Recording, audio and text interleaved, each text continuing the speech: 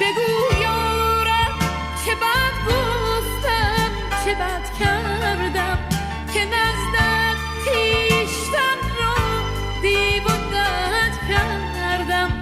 به جز عشقی که دردش را به من دادی، به من یارم چه بخشیدی که رد کردم.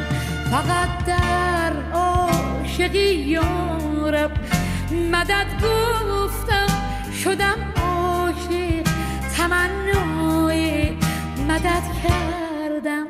به حرفم گوش کن